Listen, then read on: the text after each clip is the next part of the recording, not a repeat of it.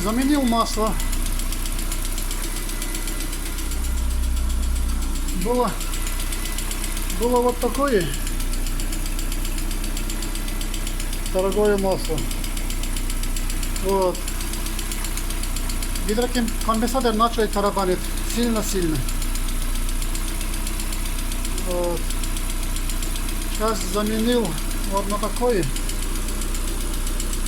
Лукойл Genesis. Вроде перестали стучать. Один что-то прослушается, мелкий стук одного гидрика. А так все перестали, нормально, вроде движок работает мягко очень. После замены масла. И давление вот уже градусов 50, на троечке делится не падает. Было 3,5 на холодную. Надеемся, что этот гидрик перестанет стучать.